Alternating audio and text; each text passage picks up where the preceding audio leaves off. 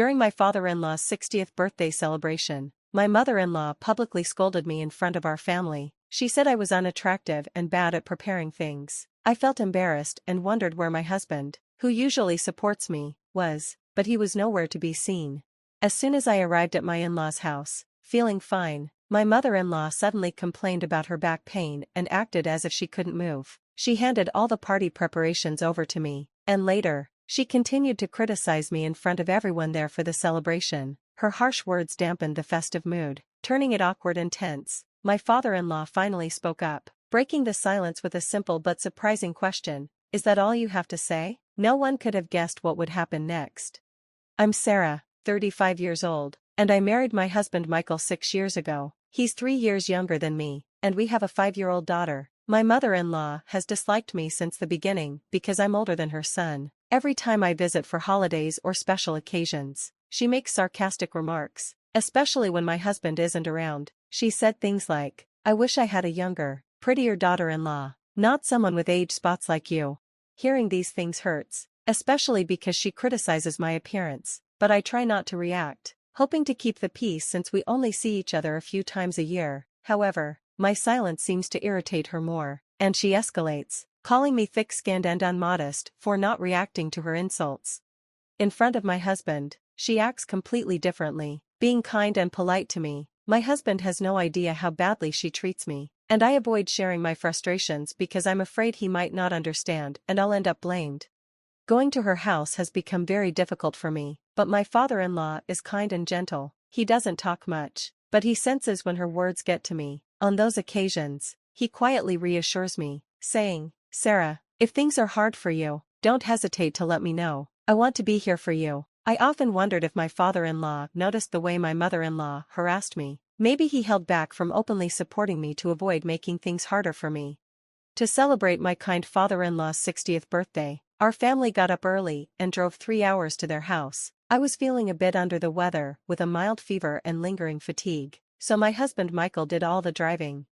When we arrived, my mother-in-law came out with a cheerful smile. "Well, look who's here. It's been a while, Michael," she said. Then she looked at him and added, "You look tired." Michael admitted he was tired from the drive, and she offered to get a bed ready so he could rest. Michael suggested I should rest too since I had been taking care of our daughter on the drive and wasn't feeling well, but my mother-in-law quickly interrupted, saying, "Oh, Michael, I called Sarah yesterday, and we planned to go shopping together for the birthday celebration." I was surprised since she hadn't called or made any such plan with me. Exhausted from watching over our active 5-year-old and feeling unwell, I wanted to rest, too. Michael noticed this and suggested that maybe his mother could do the shopping without me, but she insisted, "It's your father's big day, and I want Sarah to help pick the best ingredients. Sarah, you'll keep your promise, right?" Without giving me a chance to explain, she grabbed my arm and steered me back to the car. Once we were out of Michael's earshot, she glared at me and muttered, "I don't think you need time to rest." Then, with a forced smile, she loudly thanked me for driving, keeping up the act for Michael. Reluctantly, I agreed. I turned to hand our daughter over to Michael, but my mother-in-law quickly took her, put her in the car seat, and shut the door, saying, "Taking care of the child is a mother's job." With no other choice, I got into the driver's seat, telling Michael I'd handle the shopping. As soon as we started driving, her tone changed completely. "You can't even take care of your own child properly. Stop making Michael do everything for you. You're just an incompetent, aging daughter-in-law." Michael waved goodbye, unaware of her words. The drive to the supermarket was tense. My mother-in-law continued to criticize me, saying, "I'll make you regret being lazy and letting my son do all the work." I tried to explain that I wasn't feeling well, but she cut me off, blaming my poor health on bad self-care. She even commented on my appearance, saying I had crow's feet, dark spots on my cheeks, and sagging skin. By the time we arrived, I felt completely drained, nodding along just to get through the ordeal. I sometimes wondered if my father-in-law noticed how my mother-in-law treated me. Maybe he didn't openly support me to avoid making things harder. To celebrate his 60th birthday, we left early and drove 3 hours to their house. I wasn't feeling great. I had a mild fever and felt tired, so my husband Michael handled the driving. When we arrived, my mother-in-law came out smiling. Well, look who's here. It's been a while, Michael," she said cheerfully. Then, noticing how tired he looked, She offered to prepare a bed for him to rest. Michael accepted, and he suggested I rest too since I'd been taking care of our daughter on the drive and wasn't feeling well. But my mother-in-law interrupted, saying, "Oh, Michael, I called Sarah yesterday, and we planned to go shopping together for the birthday celebration. You go rest, Michael, and Sarah will join me as soon as she brings in the luggage." I was surprised, as she hadn't called or made any plans with me. I was exhausted from watching our energetic 5-year-old, and I really wanted to rest too. Michael could see this and suggested, "Since Sarah's not feeling well, maybe you could handle the shopping alone." But my mother-in-law was firm. "It's a special day, and I want Sarah's help to choose the best ingredients. Sarah, you'll keep your promise, right?" She didn't give me a chance to refuse. After I set down the luggage, she took my arm, pulling me back toward the car. Once we were away from Michael, she glared at me and said, "I don't think you need to rest." But when we got into the car, she loudly thanked me for driving, keeping up a friendly appearance for Michael. Reluctantly, I got into the driver's seat. I tried to hand our daughter to Michael, but my mother-in-law quickly placed her in the car seat, shutting the door. "Looking after the child is a mother's job," she said. Then, as soon as we started driving, her tone changed completely, and she began criticizing me. "You can't even look after your child properly. Stop making Michael do everything. You're just an incompetent, aging daughter-in-law." Michael waved goodbye, not hearing any of this. I drove us to the supermarket. Tense from her constant criticisms, she continued to berate me, saying, "I'll make you regret being lazy and making my son drive." I tried to explain I wasn't feeling well, but she cut me off, blaming my health issues on poor self-care. She even made rude comments about my appearance, saying I had crow's feet, dark spots, and sagging skin. By the time we arrived, I was completely drained and just nodded along to get through it. "Please, can I rest a bit?" I asked my mother-in-law, hoping for a small break, but she snapped, "You have no right to defy me. This is what you get for making Michael drive alone." I murmured to myself, "Is this really what you want? If you have time to complain, you have time to work," she replied, urging me on. "Hurry up, we're short on time." After eating, clean the bathroom and toilet. Even though it felt unfair, I didn't want to make a scene. I spent the day weeding the garden and scrubbing the bathroom, thinking that after this birthday party, I wouldn't have to see her for a while. Just as I finished, Michael, who had been resting, came over. He looked at me with surprise and concern. "Sarah, are you okay? Don't push yourself too hard if you're not feeling well." "Thank you," I said gratefully. "I'll take a short break." But just as I was about to lie down, my mother-in-law let out a dramatic cry, clutching her back. She had been moving around just fine a moment ago, but now she complained of sudden back pain. With a weak voice, she said, "This is terrible. My back hurts so much. I can't do anything. I won't be able to cook for everyone." Then she looked at me. "Sarah, you're my only hope. What should I do?"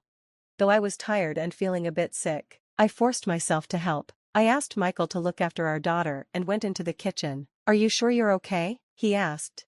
"I'm fine. I cook all the time," I replied, trying to put on a brave face, even though my head was spinning, and the smell of food was making me nauseous. I kept going because it was an important day for my father-in-law. When I finished cooking, my father-in-law came into the kitchen and smiled at me. "Thank you for preparing all this, Sarah." "Not at all. It's for you," I said, hoping he'd enjoy the meal. Soon, relatives started arriving, and the atmosphere was lively as they gathered to celebrate. But just as we were about to start eating, my mother-in-law interrupted. "I'm sorry, everyone," she announced. My back pain flared up, so my daughter-in-law had to cook all the food. I apologize for the unappetizing meal prepared by my unattractive, clumsy daughter-in-law. The room fell silent as my father-in-law and Michael froze in shock. She continued, "She's not only unattractive, but also completely inept. I worry that Michael is stuck with a woman like this." The festive mood turned somber. Like a funeral, my supportive husband, who was supposed to be watching our daughter, was nowhere to be seen. Then, unexpectedly, my father-in-law, who had been sitting quietly, stood up. "Is that all you have to say?" Before my mother-in-law could respond, Michael walked in holding our daughter and a suitcase. His face was unusually serious. "Dad," he said, "I've packed her things, just like you asked." My mother-in-law's face lit up, thinking I was the one being kicked out, but Michael handed the suitcase to her instead. Shocked, she stammered, "What?" My father-in-law's voice cut through the silence. "Take your things and leave this house immediately." Stunned, My mother-in-law realized what was happening. She tried to argue. Why should I be the one kicked out? Sarah is the useless one. She doesn't even keep the bathroom clean. But her words had no effect. The family had finally had enough of her treatment of me. The toilet is left dirty, and you call Sarah useless? She's done more for this household than you ever do. And I'm tired of watching you treat her so poorly, my father-in-law said, his patience finally worn thin. It's a mother-in-law's duty to discipline her daughter-in-law, she argued, trying to keep her composure. I was just pointing out her faults. It's my way of preparing her for taking care of us one day. Preparing her? You mean tormenting her? My husband interrupted, holding up a receipt he'd found. She even paid for today's groceries. Don't tell me you just forgot to mention that. Well, I was going to pay her back, she stammered, trying to explain. My father-in-law looked at her with raised eyebrows. Enough, you've been bullying Sarah, and it ends today. Desperately, my mother-in-law tried her usual tricks, crying and pleading with my husband, but this time, he wasn't swayed. Mia already told us about what happened in the supermarket, and in the car too. You made Sarah weed the garden and clean the bathroom. You can't hide the truth from us anymore. You can't believe what a child says, she protested. Mia doesn't lie, my husband replied, walking to the car and activating the dashcam. The footage, complete with audio and clear expressions, started to play, revealing her harsh words in the car. Relatives who had gathered nearby watched, shocked by what they saw and heard. That's horrible. I can't believe she'd treat her that way, murmured one of the relatives. Mother-in-law's face turned pale. Panicking, she suddenly dashed toward the car, surprisingly swift for someone with back pain, and tried to turn off the dashcam. But before she could, my father-in-law held her arm firmly. She was caught. With her misdeeds laid bare, my mother-in-law sank to the ground, speechless. My father-in-law then handed her a paper. I've filled in my part. You just need to sign here. A divorce form? She gasped. Yes. I never thought it would come to this, but I'm done. Don't ever step foot in this house again. She tried pleading, this time to me. Sarah, please forgive me, she whimpered, tears streaming down her face. But I wasn't swayed. You exposed your own behavior. I can't forgive you, I said firmly. It's time for you to go. As she grabbed her suitcase, the commotion had attracted the attention of the neighbors, who watched from afar. Mother-in-law, seeing her theatrics were useless, quickly took her suitcase and left, her supposed back pain miraculously gone. After she had left, I turned to my father-in-law. I'm sorry for all this on your 60th birthday. Sarah, you've done nothing wrong. I'm sorry for the trouble you've had to endure, he replied kindly, with warmth in his eyes. Relatives stayed and enjoyed the meal I'd prepared, praising the food and creating a warm and lively celebration. All my exhaustion faded away, and we finally celebrated my father-in-law's milestone in a truly joyous atmosphere. Eventually, my mother-in-law agreed to the divorce, and it was discovered she had also been misusing my father-in-law's funds, spending recklessly. She was ordered to repay the $10,000 she had spent. Facing financial challenges, she was left to manage on her own. And with that, peace returned to our family, a sense of relief and new beginnings settling in as we moved forward without her disruptive presence. Since the divorce, my mother-in-law's life has drastically changed. Now, she works as a janitor in an office building late at night, struggling financially and living in a rundown apartment that's seen better days. Meanwhile, my life has taken a joyful turn. A few weeks after the family gathering, I found out I was pregnant with our second child. It turns out the discomfort I'd been feeling that day was from the early stages of pregnancy. Now, 5 months along, my husband Michael has been incredibly caring and attentive. An ultrasound confirmed we're expecting a baby boy, and both Michael and my father-in-law are thrilled, eagerly awaiting his arrival. My father-in-law even sent over a set of blue baby clothes as a gift, a touching gesture that made me feel truly cherished. Our daughter, who's also overjoyed at the thought of having a younger brother, practices taking care of her dolls every day, pretending they're her baby brother. Watching her gentle play fills me with happiness and hope for the peaceful future we're building as a family. Our lives are finally filled with warmth, support, and joy, just as a family should be.